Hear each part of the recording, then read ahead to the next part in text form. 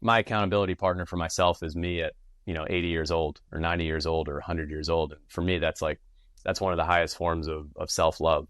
Me being like, hey, what I'm doing right now for training is going to make sure that I'm prepared for when I'm 80, 90, 100, that I'm in a spot where I'm physically independent and capable to do all these things. And I'm Garrett Salpeter, and I believe that the most powerful and transformative way to help people recover from pain and injury, heal from trauma, and reach their highest levels of fitness and performance is to focus on the nervous system. In this podcast, we'll share knowledge from the frontiers of neuroscience and inspirational stories of how applying that knowledge has empowered people from all walks of life to heal, adapt, and grow.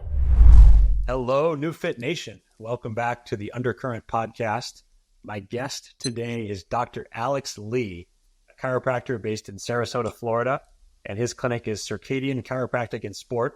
I have been there to work out and get adjusted and use the Neubie and loved the experience.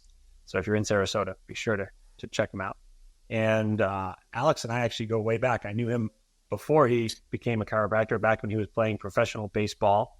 And it's been very cool to maintain our relationship over all these years and see him go through chiropractic school, be an associate, and now have his own clinic for a couple of years. So I guess I'm certainly dating myself through all of that. And Alex, welcome. yeah, thank you, man. Good to be here. Can you share a little bit about your journey from playing professional baseball, all these adventurous places, and then how you decided to go to chiropractic school and what sort of what inspired that transition?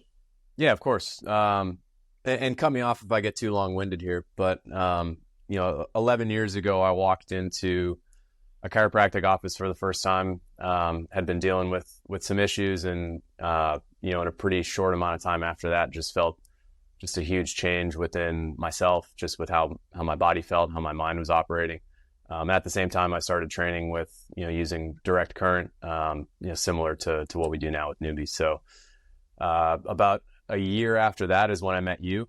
I lived in Austin for a little bit. I was running a baseball academy there, and I was coming in on some of the mornings before we opened just to come in and train and just learn some things from you. And right after I lived in Austin, I played 2 seasons in Europe, 2 seasons in Australia. And then after that, I went to chiropractic school, and then finishing up school. I'm giving a very abbreviated version of it here, but associated for a year and then moved to Sarasota with my wife. We have a kid on the way.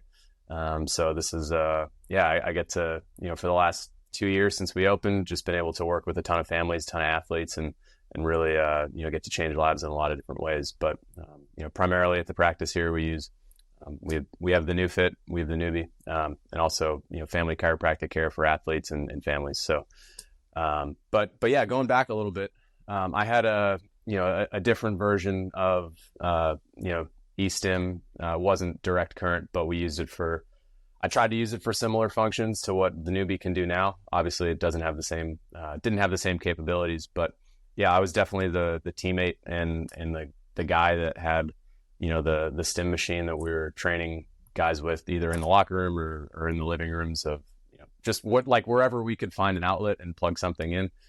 We'd go train and, work with guys for anything, shoulder stuff that would come up for guys that were throwing a lot, anything related to the spine, any like knee injuries, anything like that. And then also, once people were good, I think that the people that stand to benefit the most from this approach are people that don't have, these huge limitations and injuries. I feel like it's people that are, that they have in their head, there's really no limitations for what they can do. And that's kind of where people can just start to get started to really feel, like some of the really huge impacts of what we can do. So, I feel like I've been at that point for, personally for about 10 years where there's really no limitations to, if I want to go do something physically, I'm able to go do it. And this approach and this, philosophy and just way of thinking about health and life and the approach to training really benefits people that are in this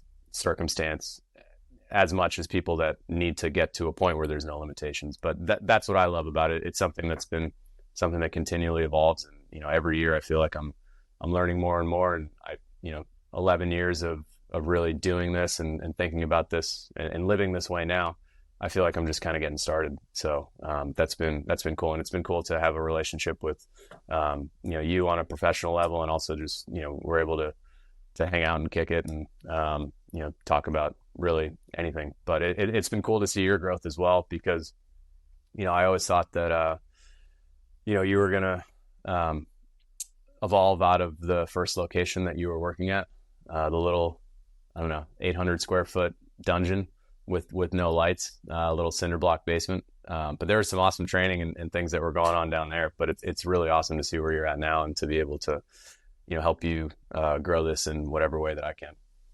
Thank you so much. I love that perspective around limitations and what's possible, and how many of our limitations, most perhaps all, are self-imposed.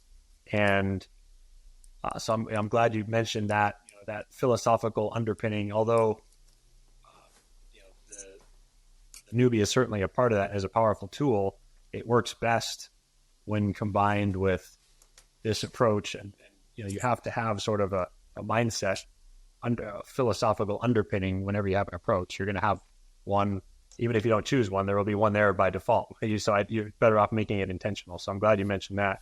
And I also, just on a personal level, can relate to your story, being the guy that would plug something in and work with teammates back in college. And it is fun to just, a little nostalgic to reflect back on those laboratory days. So told my story in different places, but my first office, it was a 120 square foot room within a room that was upstairs in that same room within a clinic for the chiropractor for the UT Longhorns football team within that same building. And then after a couple of years, we actually moved downstairs. We were like, oh, we're kind of, this room's a little small. So I talked to the landlord, said, there's this like storage room down here with no windows. Would you rent that to me? So, yeah, we had this 800 square foot, we call it our dungeon. This is part of my laboratory phase, using older generations of technology, trying to refine the methodology and all that. But it was a lot of time down there, a lot of full days with no natural light at all. I didn't realize that was a basement, but a storage closet. But that does make sense now, because I remember the first time I came in, I got in the elevator, and there was like the basement level, and then there was like one even lower, I think. And I was like, where am I going right now? But yeah, the person who sent me in was like, yeah, just trust me. So yeah, and I think that's a really important part of my story that I maybe kind of didn't think about and remember at like the front of my mind as much, just kind of being the guy that was trying everything out for a few years, and I invested in buying a machine that was gonna, I don't know, let me really work with it all the time, as far as like working on myself, and then also working with other people once I felt confident enough, and just getting a lot more confidence before I really kept going with what I was doing. Awesome.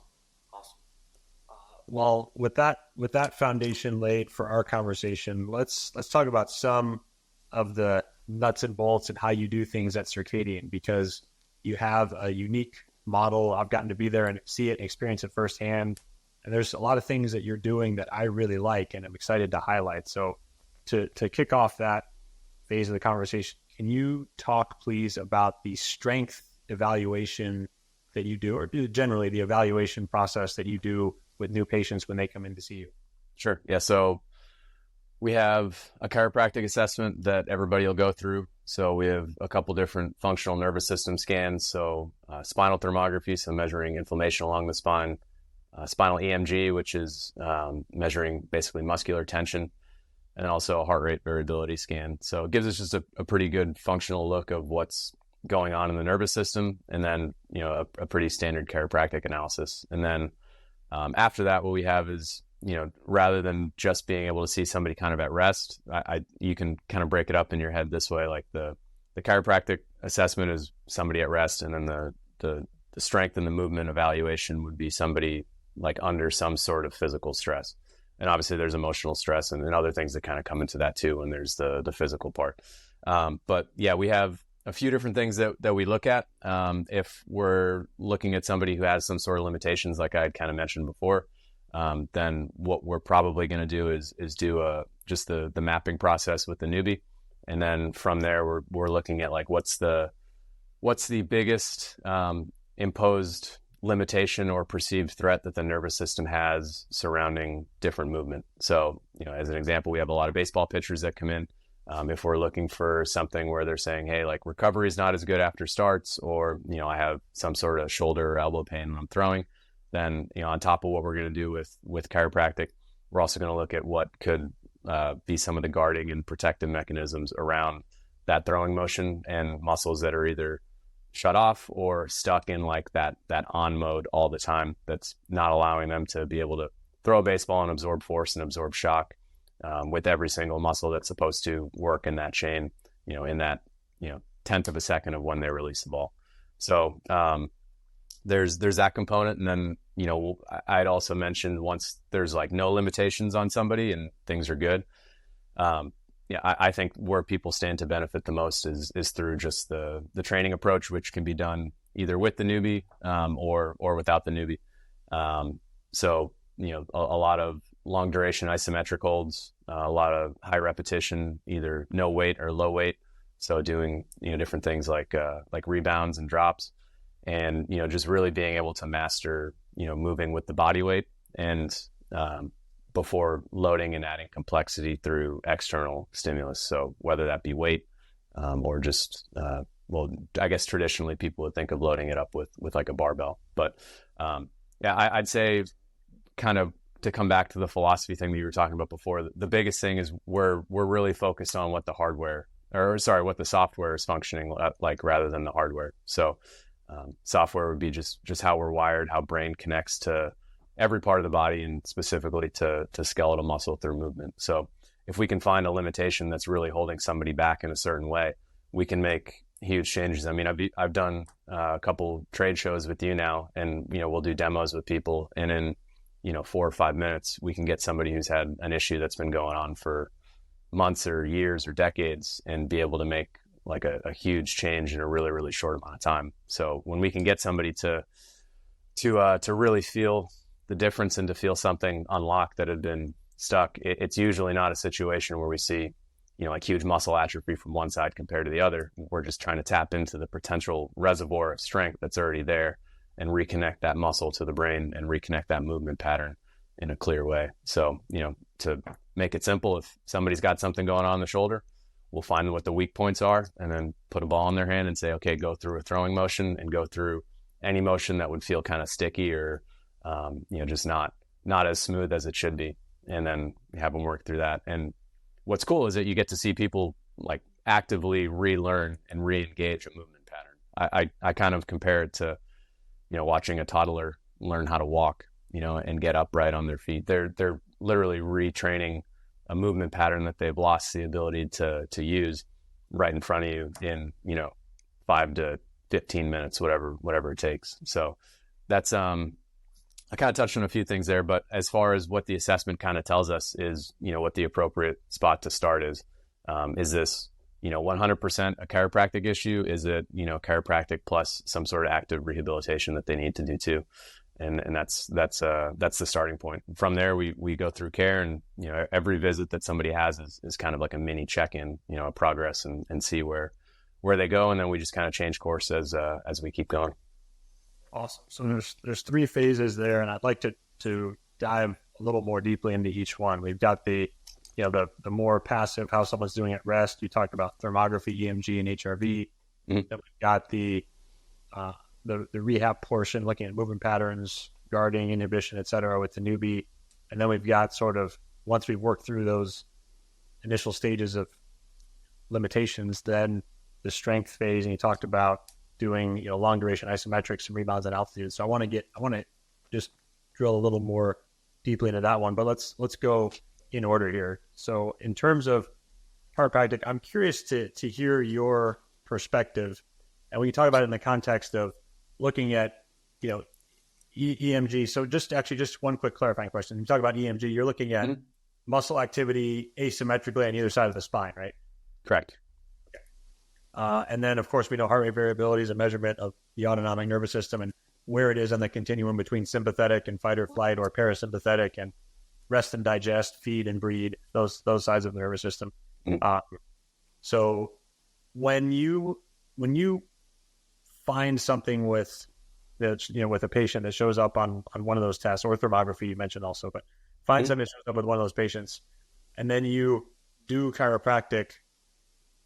I guess this is probably a leading question. You already talked about software versus hardware, but Sure. I'm curious about how you look at adjustments in terms of whether you're more focused on creating that afferent neurological feedback, or whether you're more focused on biomechanics and how facet joints move relative to each other, or stuff like that, or kind of what you're looking at, and how the field of chiropractic, because it seems to me, from the outside looking in, like it's gone there's different schools of thought. There's this functional neurology where you can look at, if you're creating an adjustment in a certain direction at the C5 vertebrae, that's going to, in the functional neurology side, that's going to light up certain parts of the brain, increase activity, upregulate certain areas, downregulate certain areas of the brain. But then there's also some people that just look at it as, pure biomechanics. And can you tell us where you fall into that school of thought, and then also tie that into how you expect to be able to make changes in those measurements if any of those first three tests are off, how you'd like to bring those back to a normal, healthy baseline?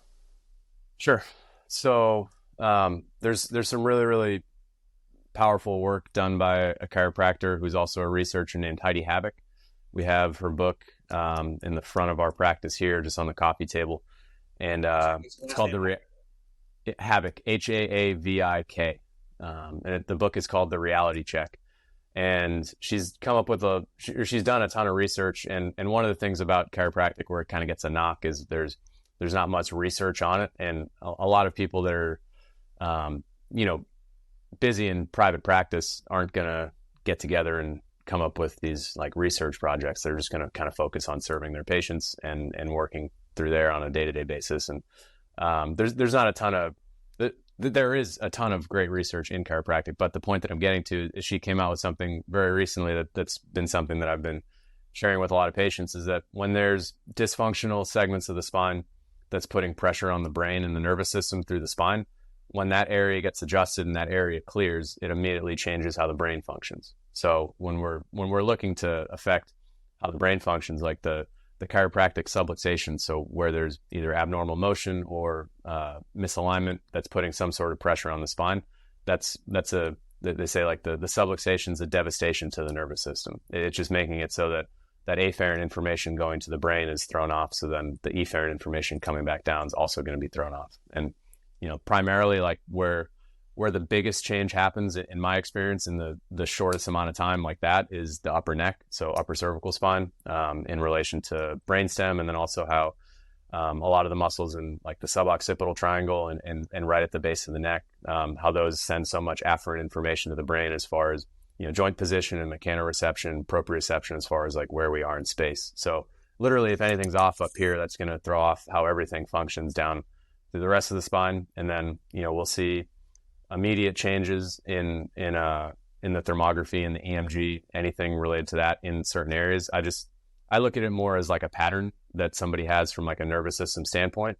And then after we adjust it, the pattern's going to change. And, eventually it should be, things are pretty calm from a thermography standpoint. Things are pretty calm from an EMG standpoint, and that the nervous system is just more resilient and more adaptable. And this is a process. It's not just like a one-off situation. There's things that we kind of have to track over time. And what's cool is that we see things, work really quick with the people that don't necessarily have a bias towards what we do. So like, kids under the age of 5 respond like so quick to certain things that are going on, especially when we see like sensory issues and things as far as, like constipation, digestion issues, anything related to sleep, colic, things like that. And, there's no preconceived notion on their end of this is going to work or this isn't going to work. It does what it does, and it gets results. But, you think about what happens when some of those people grow up and, they're adults, like it still works. There's just more of a conversation that kind of needs to be had rather than, hey, like go get on the table. So, to me, I've seen everything. So to even zoom out, I've seen everything work individually. I've seen training in this style work individually. I've seen NeuFit work individually. I've seen chiropractic work individually on its own. I know that it all works. And then it just comes down to like, all right, like, what do we think is going to make the most sense for this person in the most honoring way to get the results that we're kind of trying to see. And, one thing with athletes is I think every single competitive athlete, if I could go back and change anything about my past, I would have gotten and had my parents to go take me to a chiropractor at least twice a month growing up, with everything that I was doing in season, out of season, whatever it was, just because I know that the difference that I've felt in my own body and just, in my own health through that. And, to take that, maybe a step further is that one way that I've seen kind of a disconnect between athletes, either high school level, collegiate level, professional level, is that there isn't something in addition to the chiropractic that's going to make them start to feel changes and shifts like that. And that's where NeuFit is just like a perfect, like, slam dunk, gets people in the door, that need things that may kind of traditionally fall out of just, hey, we're gonna assess the spine and the nervous system through chiropractic and get you adjusted. Like, that's where I think NeuFit's just like a slam dunk with what we're able to do. Like, we're able to get guys that, have had shoulder and different injuries from a sports standpoint that have been going on that are really purely just a software nervous system limitation that's coming up, that's been going on for years. And in 1 or 2 sessions, see like huge shifts with them that they hadn't seen elsewhere. So I kind of answered a couple of the questions there, but cut me off if I'm just going. Well, that was good. I mean, in terms of where chiropractic fits in to the overall rehabilitation scheme that you're describing, or the overall rehabilitation strategy, I think that makes sense to start there, because like you said, if anything is off, especially in the upper neck, in terms of there's some sort of significant asymmetry or deficit in mechanoreceptor input into the brain. These muscles in the neck have the highest muscle spindle concentration of any muscles in the entire body. It's so important. There's so many reflexes related to the righting reflex and keeping our eyes oriented towards the horizon, and of course big reflexes between eye movement and neck muscle activation, head position, and all these things. So I think that it makes a ton of sense where you address that first, get the body in a state where autonomic nervous system is more balanced, where the muscle tone is more balanced up there. So, because if you don't address that and you go right to the Neubie, I mean, like you said, we go to a lot of these events and we see these 5-minute miracles, and we see them in our clinics every day, and great things. But it's still, to some degree, we'll be fighting an uphill battle, because those influences are still going to be present. They still could be slowing down progress or causing you to regress in between sessions more than you otherwise would. So I like that, going within the neuromuscular system as far upstream as you can, finding these root cause, contributions to whatever pain or injury or limitation someone's experiencing. So I like that approach. And that makes a lot of sense. If you can see changes immediately in autonomic balance and in muscle activity, evening out between both sides of the spine, where you expect to see some level of symmetry. If you're not, and it's restored, that's good. So I think that's an excellent first step. If I could add one thing too, not to butt in, but we've also seen, which has been cool. We had a guy go out of order one day and get mapped on the Neubie before he got adjusted. So like a normal visit, they'd get adjusted and then go to Neubie. So the same way that maybe some other practitioners would use like some of the manual muscle activations, we'd get them adjusted and then have them go do their Neubie.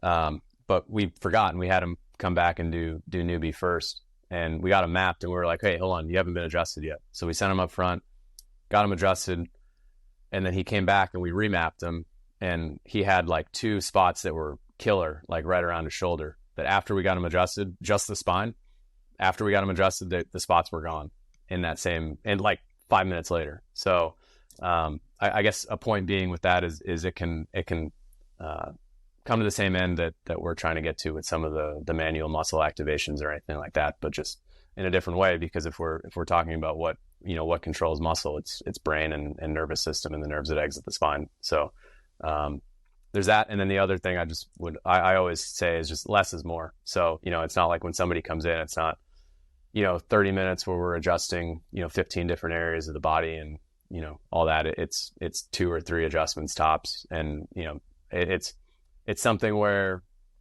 there can be the ego where you try to do more and say, hey, if I adjust more things, then this person's going to get better quicker. And that just hasn't been my experience. I've gotten adjusted by chiropractors that are way more skilled than I am as far as like delivering the adjustment, but they'll do like, 8 or 10 or 15 things. And it's too much input from a nervous system standpoint. And I don't think that those adjustments hold and are as honoring as far as what we're trying to do. It'd be like if we tried to hit,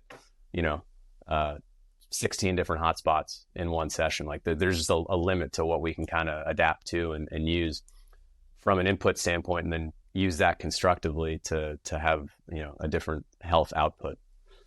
Yeah, that's a great perspective there. A couple of good points, but most recently they're talking about, trying to apply the 80-20 principle, working on the one or few things that are going to make the greatest difference. And yeah, like you said, if you're adjusting everywhere, or putting Neubie pads everywhere, how does the brain know what to prioritize and what to adapt to? It just, it can't. We have limited resources. Our brains, try to conserve energy. They never want to expend more energy to upregulate neurological pathways or build new muscles and tissues unless there's a clear reason to do so. And so you have to be very, precise with those in order to guide the process, stimulate the process, and prioritize it the way that you like to. So I think that's a great point. And it makes a lot of sense. We do for non-chiropractic clinicians, we do manual muscle testing or different types of therapy first with an eye towards, establishing a similar baseline where you've gotten rid of some of these underlying issues that could impede progress. But as chiropractic, obviously a very direct and powerful way to do it. And I love that story where you talked about how that patient had these couple of hotspots show up on the Neubie, and then after a proper strategic adjustment, they went away. So that shows you, you could have worked on those spots, and that person may have felt better, but the spots likely would come back, and instead of one session being enough for weeks or months, or instead of whatever, like they might have just regressed back to baseline 2 days later, and you come back and do another Neubie session and they feel better. But if you're not getting to getting that first domino or getting to the root cause, yeah, I totally hear you on that. So I think that's a great perspective. If there's anything more for you to say there, we certainly can. Otherwise, we can move along the progression here. No, we can keep going. So we talked about chiropractic, looking passively at how people are, their state of their software at rest. Then we get into movement, and we've talked a lot on this podcast. People who have newbies certainly know our process of mapping that you already touched on there. Doing corrective exercises. So there's a lot there, but for the sake of time here, I don't know necessarily we'll dive deep into that because previous episodes we've covered and people are familiar with that sort of thing.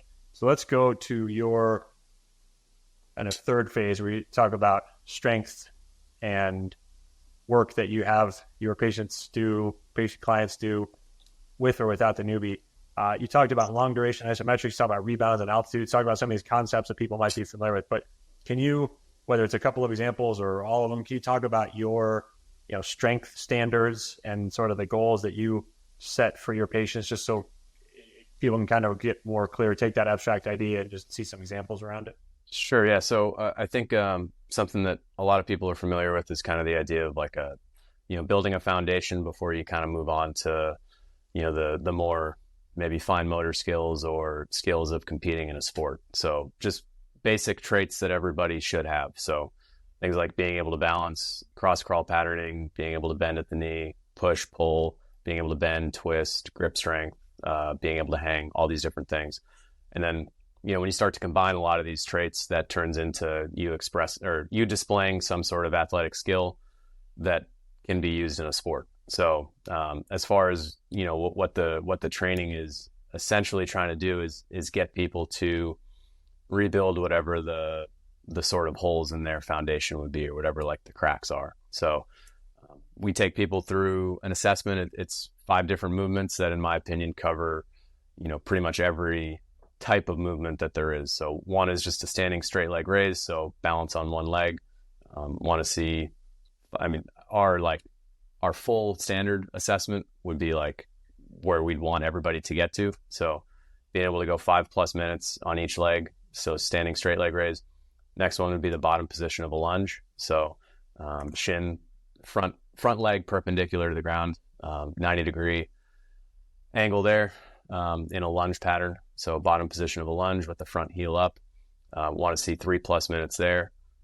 Bottom position of a push-up isometric. So hands elevated on like push-up blocks or handles, and then pulled down to the bottom position. So that'd be 2.5+ minutes there. A dead hang, so scap hang iso, bottom position of a hang with the arms straight, be 2+ minutes there. And then cross crawl Supermans, so alternating so face down, right and left arm alternating, going up and down, 250+ each side in 5 minutes. So that'd be like a walking pace right there. And in and of itself, that's a training session right there. That's phenomenal for recovery, and then also just not really having to sell people on what their weaknesses are. There's 1 or 2 or maybe all of them that people will try to do, and they'll be like, wow, I did not realize that was such a weak pattern for me. Or with lunge or with straight leg raise, there may be one side that feels normal and the other side that doesn't.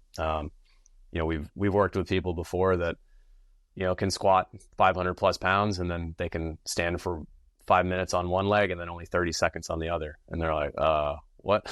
Like, what's going on there? So is that something coming from the ankle? Is it something coming from the glute? Is it something coming from the brain? Is it like where is it coming from? And then we try to take everything together and just see progress and make sure that we're going in the right direction with everything there. But I guess going back, that assessment was basically born out of needing some sort of standard and needing something to measure. Those aren't the 5 ISOs or movements that I'd say every single person needs to be able to do perfectly, but it's something that measures the basics: being able to balance, being able to lunge, being able to push and pull, being able to hang, and then a cross crawl. So that can be digressed or progressed for, I guess, any sort of age group, male, female. Obviously there's things that are going to be more appropriate for people in their 30s than maybe kids under the age of 10. Kids under the age of 10 just need unstructured play, but more than that, it's just a good way of us to kind of see where people are at and what they need to focus on going forward from there. So the test kind of becomes the training for a lot of the people. We'll say, definitely make sure you're not only focusing on the 1 or 2 that you need the most improvement on. Focus on everything, but maybe just hitting the ones that you really need to get back up to the level of everything else. Really focus on that. So I know that you've talked in a couple other episodes about the difference between rehab and training. Like rehab, we're trying to get everything back up to the level that everything else is at in the body. And then training, we're trying to get everything to elevate. So, I don't love using the word rehab, but yeah, it's like, let's get that recovered and get that up to the level that everything else is at from like a weak link standpoint. So, the thing I love the most about the ISOs too is I played college baseball, I played through high school, college, played after, from, probably my junior year of high school, when I started really to get into some of the strength training and the performance side. I never really felt that the strength that I was acquiring in the weight room was transferring over to the field. And, within probably a couple weeks of starting to do the ISOs, I really felt like I was able to translate what I had from a strength standpoint within my body over to any sort of skill that I wanted to, just because I had a better mastery of my body. And there's a lot of things that the ISOs really require you to do when it's, from the science standpoint, we're cycling through different energy systems, but, from the psychological standpoint, you're cycling through some really deep layers of your own psychology and your own, just so many different things are tested. And, we can see that with people and see do in kind of uncomfortable and sketchy situations, being able to hang on a bar for 2 minutes. You gotta quiet the mind down because everything's trying to tell you to stop. And, you can go to that really sympathetic, like stressed out breathing or you can calm everything down and slow it down and realize that you probably don't need the extra tension that you're holding in your face in that moment. You can relax your eyebrows and relax everything there and just breathe calmly through the nose and slow things back down.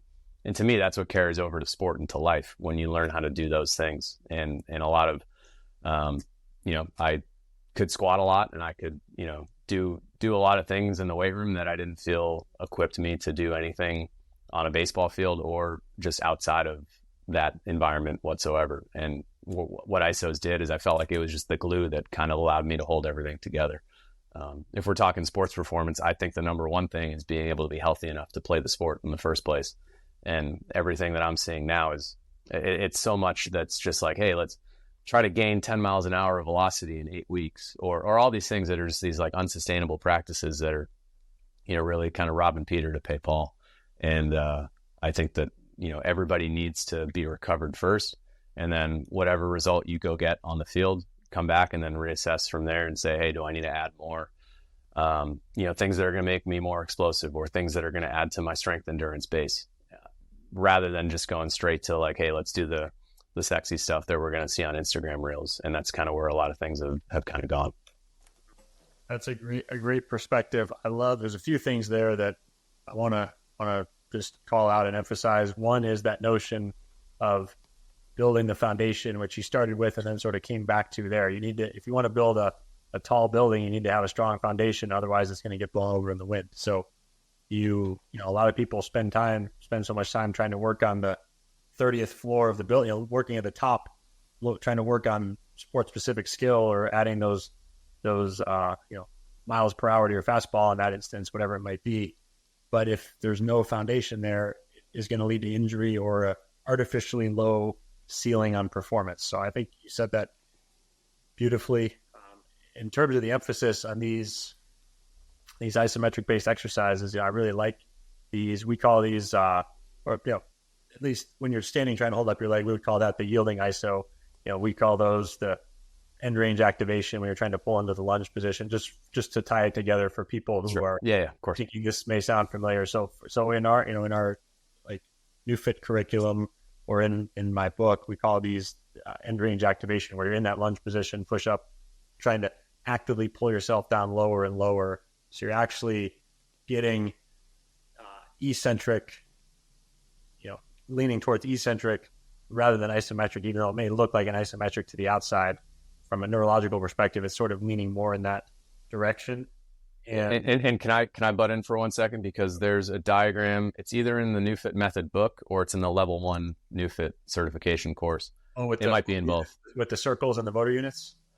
That one's really good. Do you want to, that's not the one I was talking about, but do you want to share a little bit about that since you just talked about it? It's my turn to butt in. So that you start, I'll interrupt. No, keep going. Yeah. So the what I was talking about is this image that's in my book, the NeuFit method, and this notion I first read about in was it Verkhoshansky or one Yesis, or one of these famous sports science guys talked about. I only trust people with Soviet names, so that's right. Yeah. Alexander is a good. There you go. You got it. There we go. So, thank you so much for listening to the Undercurrent podcast. If you're interested in learning more about how NeuFit and the Neubie can impact your life, please visit our website at www.neu.fit. That's neu.fit. So you can learn more about how it might integrate into your professional practice, how you can use it as a patient, and you can also connect with our team there. So this notion that you could be holding your arm out, for example, with a 2-pound weight in your hand, like you're just doing a delt raise. You might only need 20% of your motor units to lift that up and hold it there for a few seconds.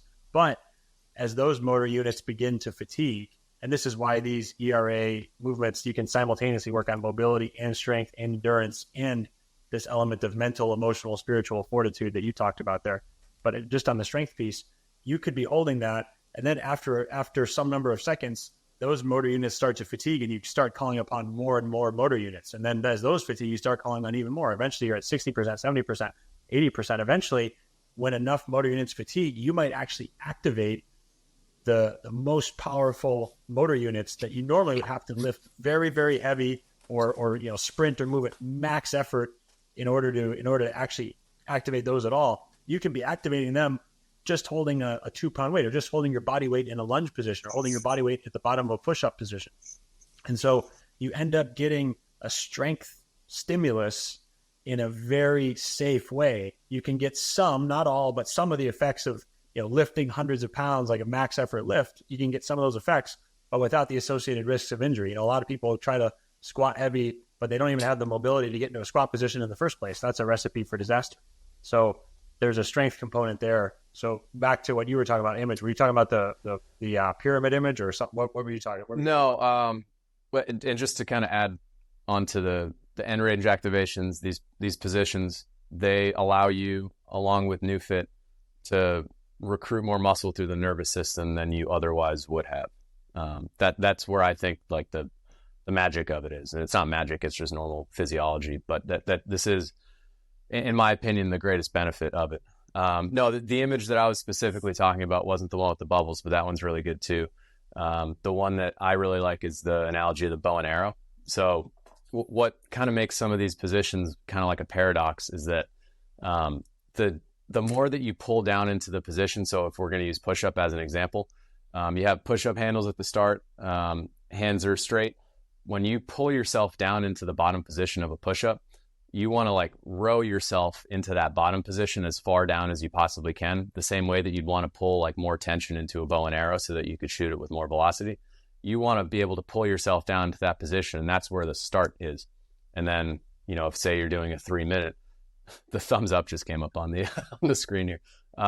If you're holding yourself down in that position, you're not just pushing up that whole time. You're trying to actually like go to a deeper range, so that eccentric, that lowering portion, you're trying to pull yourself down into a lower and lower push-up and gain strength at that end range. So the end range activation is a really good name for it. You're trying to get as strong as you possibly can in what is technically the most vulnerable position that you can be in, which is the end range of any sort of movement, whether that be the bottom of a lunge, where you'd be, when you make, contact with the ground when you're in a full sprint, or, the bottom of a push-up position. We're trying to gain as much ability and competence and confidence in ourselves in those positions. And if we don't pull that arrow all the way back, like that bow and arrow analogy, if we're only at, like maybe 50% of our max range with a push-up, we're leaving so much on the table. So what the paradox is with some of these positions is, once you get better at it and you can start in like a really, really deep like end range position right at the beginning, like it's a beast from the start. It's not just like it could be 3 minutes, but it's like, you could get so much better over the course of doing these for a month that, a month later you're starting in such a better position than you were before, that your time may actually, like from the very beginning, be very difficult, rather than maybe it takes a minute before to fatigue some of those motor units to a point that you're going to start to feel the effect and the adaptation that you're trying to. So I just wanted to add that was specifically the image that I was talking about in the book, and I'm not sure which course it's in, but I love it. Awesome. Yeah. Good metaphor. I like that. I think that really, people never metaphor I didn't like. Sorry. Well played. I'm so glad you're finally going to have a kid, because your dad just I've been getting him ready for a while. So that's good. You're well prepared. Thank you. So that, I think, really good conversation topics. And yes. And then just to emphasize again, you talked about, you can learn a lot about how someone handles stress, and you can see where they tense up, and you can see kind of how do they try to grit through it, or do they try to, relax into it and control their focus, which is one of the only things over which they have any control in that moment. Right. And so, you can learn a lot. And if you talk about going to the more vulnerable position. So I think there's just an interesting dot to connect there in terms of seeing how people handle vulnerable positions, right? How, kind of handle that vulnerability, because you're trying to progressively seek for those 3 minutes, the more and more vulnerable position. And so there's really something powerful about it beyond just the physiological benefits, for sure. So that's the Neubie session too, with hotspots, right? You're finding the vulnerable areas to the brain, as far as where that is with muscle, and then you're trying to do vulnerable movements that maybe the last time you did them, there was a pretty significant injury or something that happened, and that's if you're using it for sports injuries or surgeries. We haven't even really touched some of the neurological conditions, so like the the MS and all that, and we don't deal with a ton of that here, but it is just same thing, right? It's the I don't know, the really protected and guarded and vulnerable positions and areas. Yes, beautifully said there. So bringing it back to your practice here. So how do you implement these? I kind of have a sense of it, but can you share with our audience how you when you give someone their program? I know you have a gym set up. Talk about from the business side. Do you have open gym hours? Do you have people come in and work out individually or in groups, or just how do you create this opportunity for people to come in and continue to work on these when they're in that strength phase, that kind of long-term foundational phase of maintenance or improving performance? Yeah, and we don't have this like explicitly kind of written out anywhere, but we talked about people have limitations versus when people don't have limitations. So I kind of think of it as, there's 4 different types of people that'll come in kind of like on a matrix. So there'll be the people that come in really strong, really able, no limitations. Then there's going to be people that are come in maybe really strong, really able, resilient nervous system, but then they have some sort of limitation and injury. So it could have been, a recent sports injury. Those people are probably going to heal pretty quick as long as there's not like a significant hardware type, 100% tear, something like that. So there's like kind of that, like the people that are strong and resilient, they may kind of float back and forth between the two depending on what's going on. Then there's like the people that, that they need more resilience in the nervous system. They just need more general overall strength. And they may not have any limitations, or they may have some pretty significant ones too. So we're always trying to kind of trend upward to that position of like being as strong and able as possible without any limitations. So it depends, but to come back to your question there, as far as what it looks like from the business standpoint with us, we have a 2,600 square foot building with a 1,000 square foot backyard that's in the sun.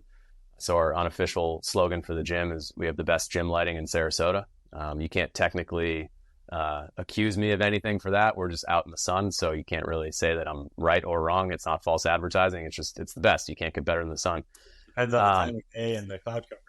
Right, of course. So there's always little pockets of shade, but in the middle of the summer, the turf that we have back there is like 115 degrees or whatever. It's pretty nasty. So people avoid that for obvious reasons. But as far as business standpoint, with people coming in, front 1,000, maybe 1,200 square feet is the chiropractic office. The back 1,400 to 1,600 square feet is the gym. So as long as people come in and they're a practice member on the chiropractic side, they can come back and use the gym any hours that we're open here. There's some guys that play baseball at a local college here. Some of them come in after hours. They know to open up and lock up. But anybody who comes in can come in and train. They know that we're a resource as far as if they need a training plan or a program. We give them what they can do. And what's really awesome about the some of these athletic positions and isometrics or end range activations or whatever we're calling them this year, they're you learn them once and they're pretty simple. Since they're such slow movements, you can make corrections on your own, and you should be able to feel what feels correct from an athletic standpoint and what doesn't feel like a position that you would ever have would ever get into in a game situation or anything that you'd want to then express. Because with doing something for 2 or 3 minutes or 5 minutes, whatever it is, you're not only building strength, but you're re-ingraining that neural pattern of how your body wants to move. So I mean, you want to be in as perfect position as you can that entire time, because that's what you're going to then carry over. But coming back to the question, anybody who's a practice member can come in and use the space while we're open. And then we have 2 guys that work on our strength team right now that do all the NeuFit sessions for us. So I'll normally be up in the front, adjusting people and then also doing assessments. And then, with the first time that anybody gets on the Neubie, I'll do the assessment with them. Normally going forward, once they're like on some sort of plan, they'll come in and do the sessions with the NeuFit guys. So we bought our NeuFit, I think 16 months ago. And yeah, I mean, we see, I don't know, probably a third of our visits of people coming in are NeuFit sessions. So Nice. we've had weeks where we only had, at the start of the week, only, 2 or 3 available time slots for the entire week left over, for scheduling. So that probably means it's time to buy another Neubie. But yeah. And, it's cool to see that, it's from a business standpoint, it's pretty easy to have somebody replicate the results that I would get. It's not solely dependent on me, which is great because, you can have a bunch of people, working with you. When there's more people here, the environment only gets better. So it's great when there's a couple people really training. It's, fun sometimes when it's either like family members or spouses that are, doing NeuFit sessions at the same time, because they try to see who can dial it up higher. And there's a competitiveness to it that I think is healthy. And yeah, it's a great setup that we have. Some people are doing I'd say 90% of people are doing more the hotspot, like recovery and rehabilitation type work. And then we also use it we have a couple different sessions that we take people through for using different frequencies for hypertrophy. So like muscle building. And then there's also some people that we use it for the FSM. So the frequency specific microcurrent for, whether it be, ligament tears, tendon issues, inflammation of the spinal cord. There's a lot of different settings that we can use with that. So those are the big 3. There's a lot to kind of dive into with each of those individually. But I know that some of the other podcasts that I've flipped through on your podcast, on your channel, kind of go into each of those individually. We really got a lot out of the podcast that you did on FSM with Dr. McMakin. That was a great episode there. So some really stuff that, I mean, there's so much versatility with what you can do with the Neubie. You can really take it kind of wherever you want. And I mean, for us, with having a little bit more of an active population, what we do with hotspots and training is very conducive to the environment that we've created here. Awesome. And that episode with Dr. McMakin, by the way, I think is back in the 20s or 30s. I was pulling up my app to see if I could find it here. But I saw you go on your phone. I thought I was boring you. Yeah. Episode 31. Episode Nice. 31 of our podcast is the one with Dr. McMakin, and she's been the leader of this frequency-specific microcurrent, kind of the head of the education and certification body that trains clinicians in how to use this. So she came on, and of course, yes, there's many ways you can use the Neubie with those same principles and techniques too. So yeah, thanks for sharing that. I appreciate the insight. We're bouncing back a little bit, between clinical and business topics, and I'm just going to keep bouncing. I'm going to go back to it's tough to draw the line. Yeah, it is. When your business is providing those services, you got to be aware of both. If you're not aware of the business side, you won't be able to provide the services for long. Correct. I would add too that in the 15 months or 16 months that we've had NeuFit, if anybody is listening and considering adding one to their practice, it paid for itself like 5 or 6 times over in that short amount of time. So, and now I don't have to make payments on it anymore because I own it. So that's great. Nice. Yeah. So thank you for sharing that. I'm so glad it's been a boost for Circadian, and I appreciate you sharing that. That's great. Let's bounce back to a little bit more on the strength side and some of these functional topics. I know you think a lot about and test often grip strength. So can you share your thoughts on grip strength, and not only just generally why it's important, also specifically how you use, a handheld grip dynamometer within sessions. So kind of big picture, why, and then how you actually look at it on a regular basis and progressing over time and all those things. Sure. Yeah, there's something cool about getting a lot of results with pretty minimal equipment or no equipment. I remember when I started doing all the training, I was doing like glute ham raises by like wedging my feet between like the incline part of a bench and just like bending forward until my hamstrings felt like they were going to rip. So there's a lot that I've kind of just, I don't know, figured out, hey, if I didn't have any sort of resources, could I still get all this done? I mean, good example would be like hanging from a door frame or hanging from a tree branch. Like you can still kind of get that done wherever. So the reason I bring that up is because grip strength, I feel like is probably the cheapest thing that you can measure. So I have a couple different dynamometers. That's the gauge that measures what grip strength is. One of the ones that I have, I think is like $30 on Amazon. So I have a few of those. I have one at the house, and then I have a couple here at the practice. And, I like to just kind of look throughout the day as far as, all right, mine's a little bit lower until, early in the morning. And then it starts to peak a little bit more when I train. I can start a training session and then go through 5 minutes or 20 minutes, and the grip is going up 20% in that amount of time. Or, maybe it peaks after I do bench press, but then it crashes after I do Neubie. Or maybe the day that I get adjusted, it's up another 15%. I just like to kind of measure what the trends are as far as, where my grip is compared to what I've done. And, it's down if I get worse sleep, or it's up if I'm recovered well and certain things are just going in the right direction. So I just like to look at it because it's a really good indicator of what nervous system readiness looks like. And then also, what activities can kind of get me to a point where I feel like, I'm able to just effortlessly put out more. So it's a really, really simple and kind of cheap and easy tool to kind of look at. Whereas, heart rate variability watch or Oura ring or anything like that could be a couple $100. This is something that's pretty cheap. I've also found too that one thing that I guess a conclusion that I've kind of drawn, and this has been something going back for probably 11 years now, but just the difference between feeling maybe emotionally tired or like intellectually tired versus psychologically tired, which I guess I'd kind of lump in the same category, versus actually being tired. So like if my grip strength is like 140 plus, but I feel like I'm just kind of like out of it and not really there, I know that I'm not physically tired. I know that wouldn't be a day where I gotta, I can't train today because the tank is empty. It's like, no, I should train. I'm just kind of not locked in from a mental, psychological standpoint. So I like to look at it like that. I think, people look a little too deeply at some of their recovery score stuff and some of their strain level and some of that. It's like, just go train, man. Like I've found that probably 99% of the time I'm not physically tired. It's not something there. It's more just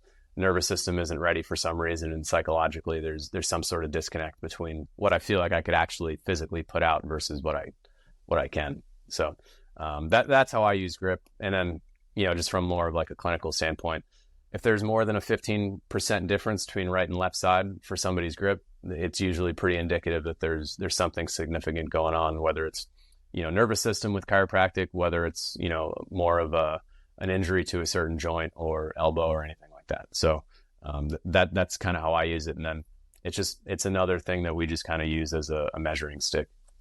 Awesome. And what's your personal goal for your own grip strength? Yeah, mine has been to pop one that's higher than my body weight. So I'm for people that don't know, I'm 6'12", 300. No, I'm 5'8", 150 to 155.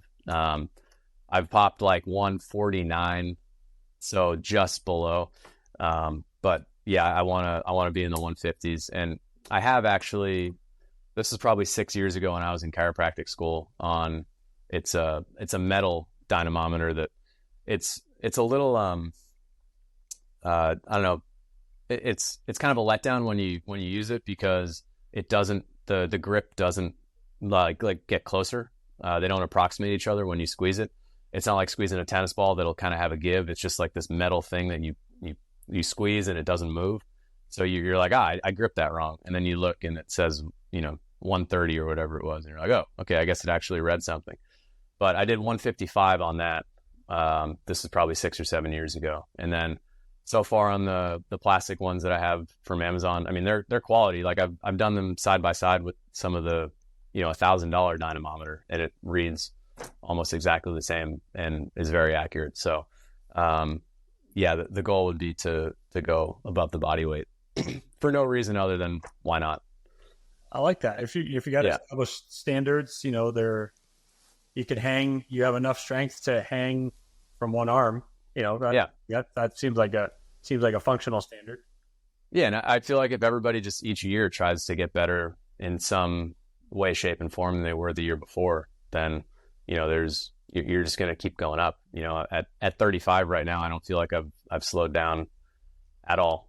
From a physical standpoint, I feel better than I ever have ever. So that should be the norm. That should be what everybody's doing.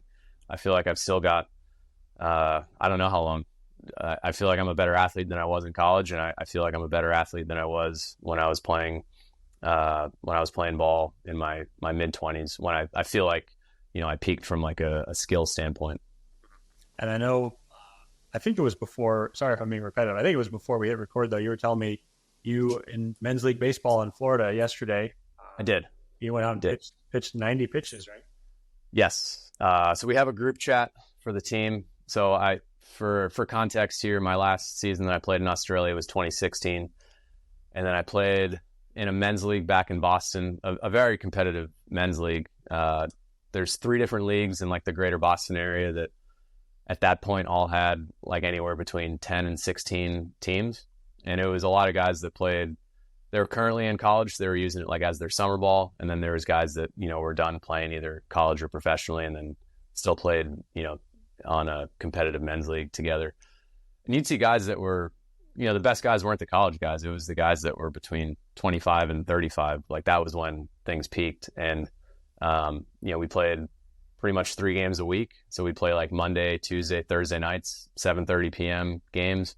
Everybody's wives and girlfriends would come. It was just fun. Like you played a 30-game season in the summer, played like a 10-week season, then you had playoffs. And I mean, there were guys, like it was good baseball.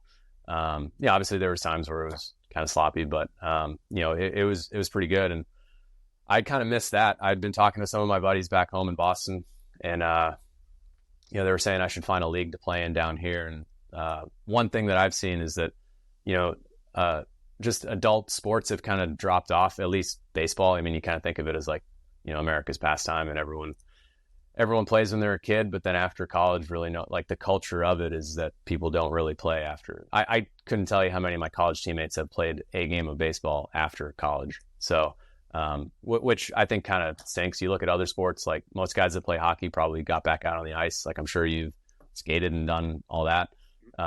Guys that played basketball in college, I'm sure still play pickup hoops or play in some sort of rec league. But baseball is one of those sports that guys are done and they don't really.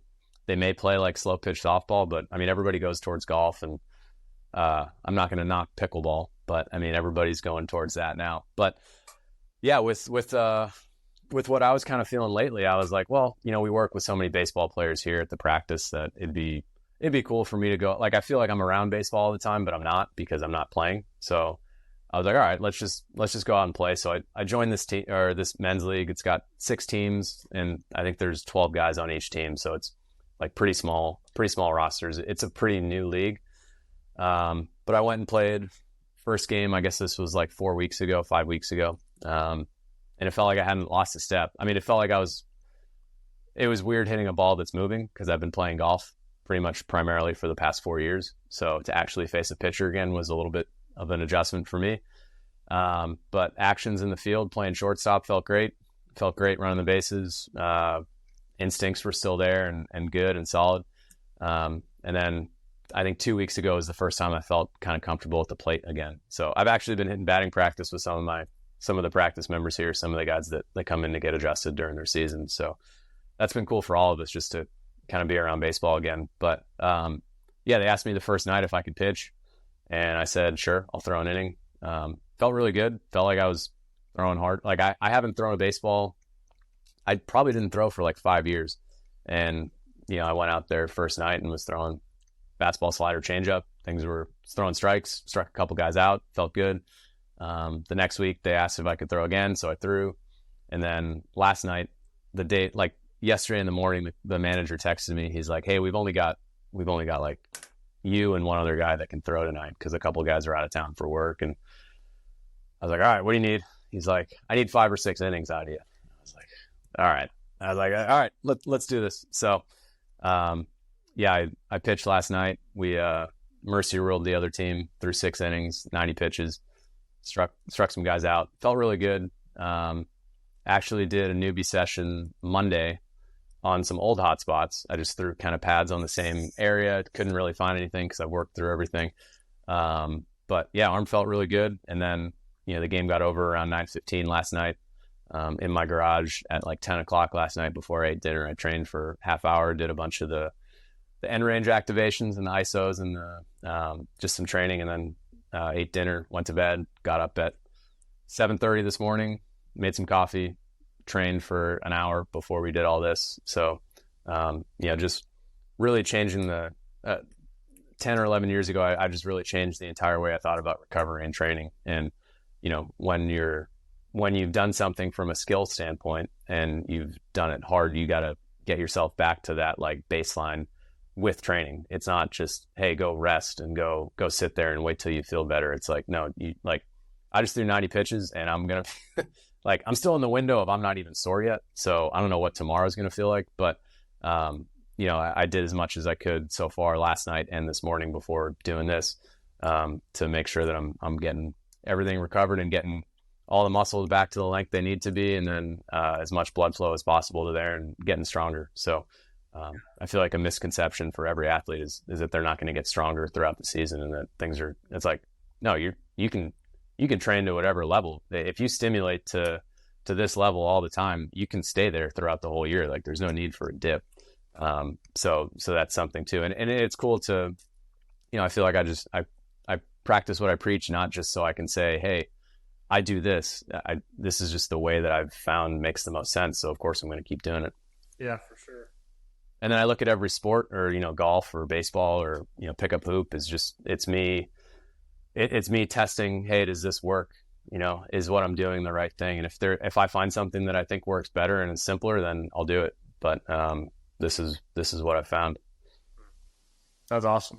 I mean, just as a thought experiment, obviously we don't have the counterfactual opposite, here to test, but, for someone who played professional baseball, they go, not throw a ball for 5 years and then come back, if you're not continuing to rebuild and reinforce that athletic foundation that we talked about earlier, that could lead to some serious problems. But instead, you had that foundation. So, if the wind blows and, the building will still stand, or whatever the metaphor Sure. is. Yeah. You're able to,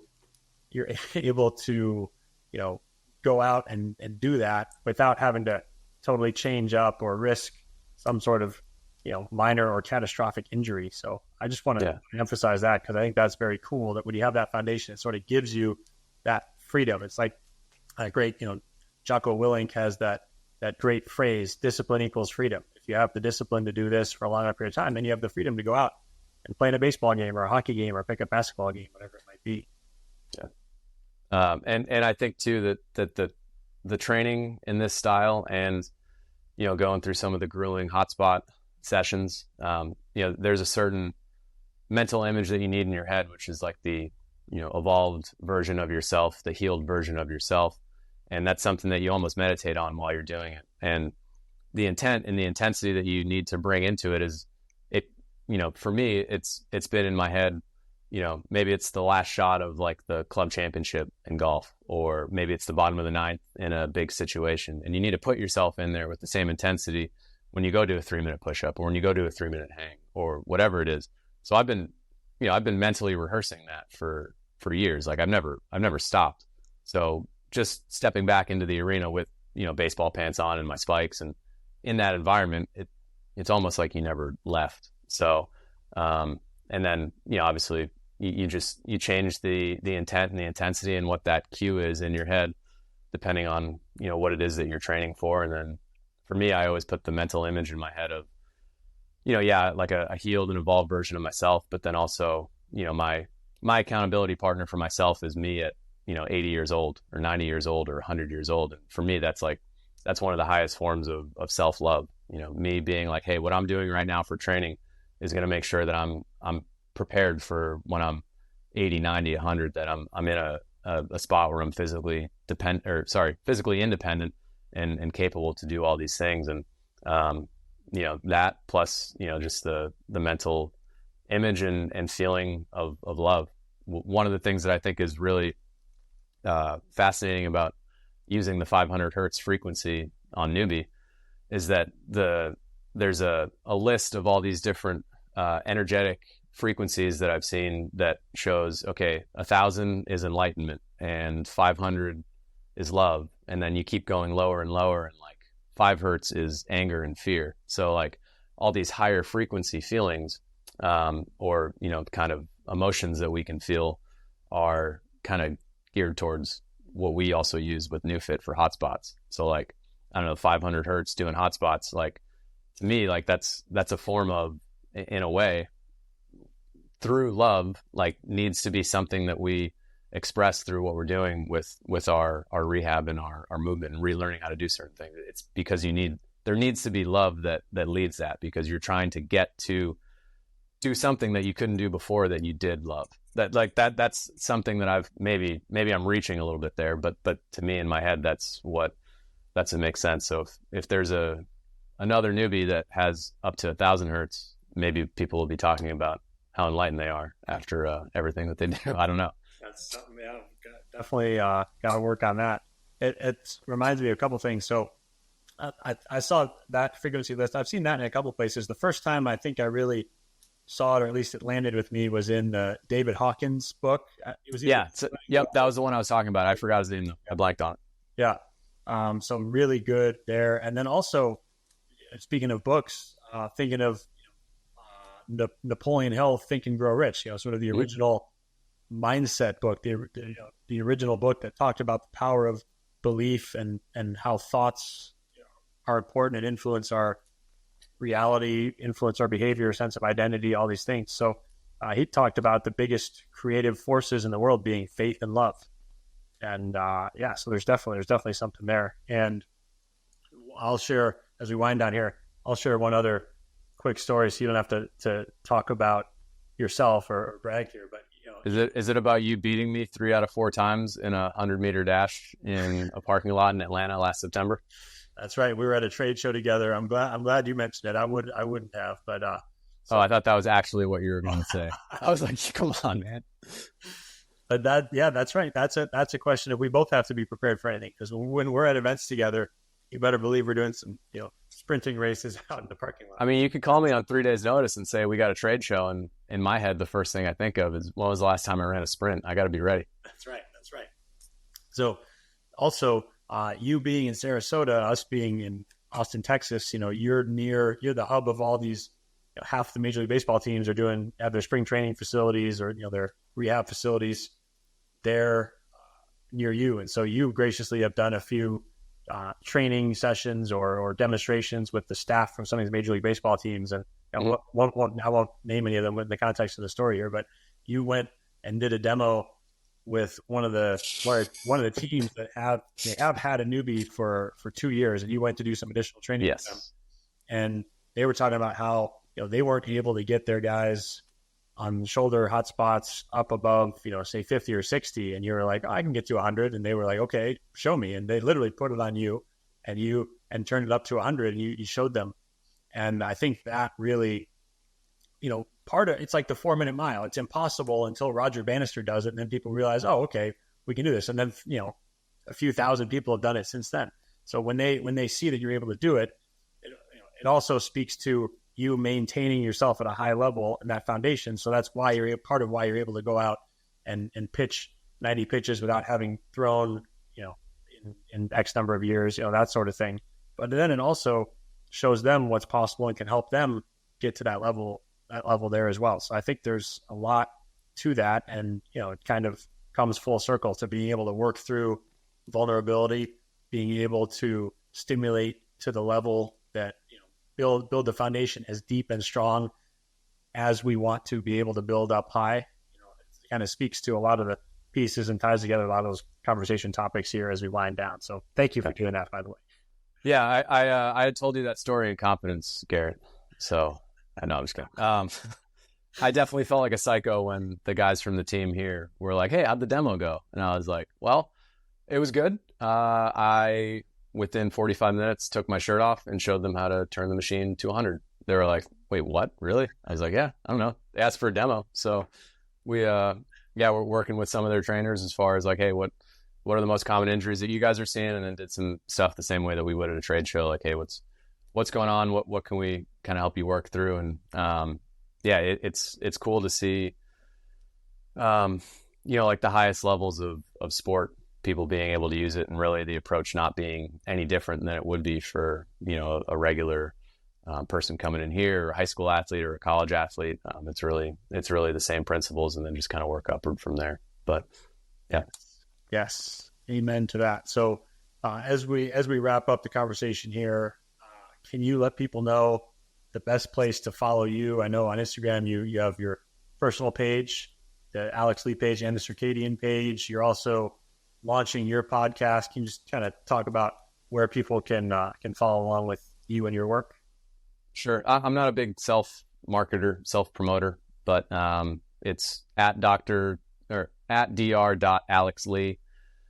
on Instagram, ALEXLEE. And then our practice page is at Circadian SRQ. So CIRCADIAN, and then SRQ is the airport code here in Sarasota. Which a lot of people, I know. Yeah. SRQ. Right. So those are the two pages. I don't love using social media and doing all that, but I have found that a really kind of powerful way to share information is through stories, and podcasting feels like it's an avenue that I need to kind of step into a little bit more. So I have a podcast that hopefully I'll have a couple episodes up by the time that this is released. The way that I plan to structure the first season is to have a handful of topics that I talk about. So I mean, if NeuFit and direct current is one of them, then this would be I'd probably just rip this episode and put it on mine, and then I'd have like a follow-up episode where it's just me kind of talking about maybe anything that I feel like we missed.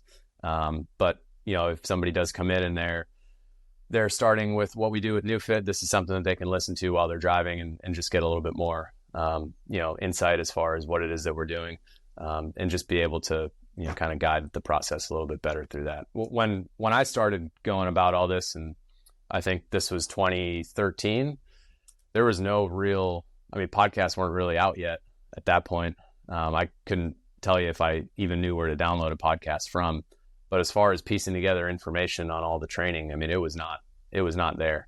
And I think it's a really, really, I'd say probably more than anything I've seen change in the last 12 or so years has been how much information there is and how much access there is to information. Whereas, unfortunately, I think when I was trying to quality information. Yeah. And more than that, it's, I'm seeing it with kids too. So right when I met you, I was managing a baseball and softball academy. It was the second one that I had helped open. So I was doing, private lessons and clinics and all that, and, working with kids. And I saw that even with like young kids, it was not to their advantage to be given information. I think that the natural learning process needs to be something that's explored, and led from curiosity. And I think a lot of the time that wasn't what was happening with younger kids. And now, those kids are 10 or 12 years older. And I think that that's just kind of become the standard kind of across the board for a lot of, like one-on-one coaching and all that. There's just so much information that you'll get dumped on you like immediately when really you need to, like, I found that when I'm doing NeuFit sessions, the less I talk, the better people do. So if I'm over coaching and trying to explain certain things, it's robbing those people of having that as their own experience. So I think that's something that, just kind of being a student of the inner game of tennis is probably my most gifted book of all time. I sent you one. Did you get it? That's right. Ruby just told me it's at the office. I'll grab it. Do you not go to the office? I sent that to you like a month ago, man. It was in her office instead of mine. I was going. Okay. Got it. I sent it, and I got a picture sent of it being delivered, and it's just like a package leaning up against the door. And I'm like, I hope that's Garrett's door. I don't know what his door looks like.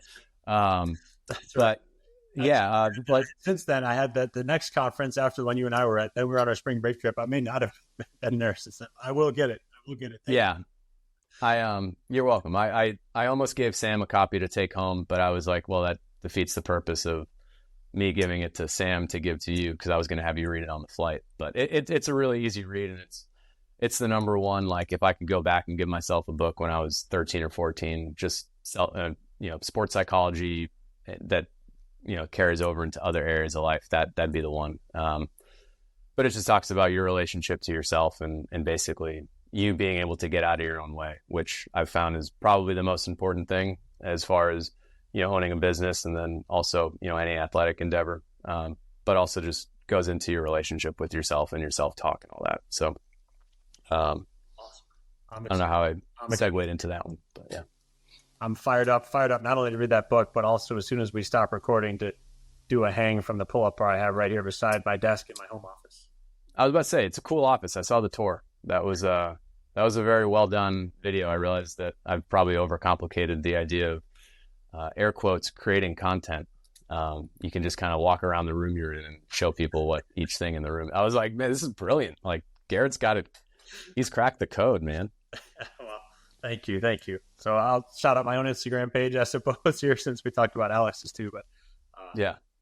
Also, I want to shout out Sam Maxey. Worked with him in Vegas. Love that guy. He's awesome. Yes. And then Dr. John Marchese, who's a chiropractor who has a Neubie in Massachusetts. He's helped my mom a ton through a rotator cuff surgery that she had. Fabulous. Not that she had the surgery, but that she's working with. Correct. Yeah. I knew what you meant. Yeah. And good shout out. Sam Maxey is a trainer, former professional offensive lineman, and now trainer on our team here in Austin. Yeah, so he was at that conference, the last one you and I were at together. And yes, John Marchese, two great individuals to shout out here. And all of NeuFit Nation will give you a shout out and a thank you for tuning in to this episode. Thank you, Alex. Thanks for coming on here and for your support and friendship. And I'm just fired up that we get to do events together and collaborate. And I can't wait to come to our next partner workout by the week. Yeah. Likewise, man. Seriously, this has been a lot of fun being able to jump on this morning, and yeah, it's you're doing really great work, and it's fun to see how much. I mean, you've evolved out of a basement with no windows, a storage closet with no windows, and I think people underestimate. I heard this a couple weekends ago on the event I was at in Texas. People tend to overestimate what they can get done in a year, but they underestimate what they can do in 10. And that was about 10. I think it was 10 years ago, because it would have been like winter, spring of 2014 when I went off for my first season. So, to see where you're at now and see where I'm at now. I mean, I said it before, I feel like I am just getting started. So it's cool to be like, all right, well, wonder what 10 years from now will look like. That's a beautiful note on which to end it. Couldn't agree more. And I appreciate that and everything else you shared here today. And thank you, everybody, again for tuning in. We'll see you on the next episode of the Undercurrent Podcast.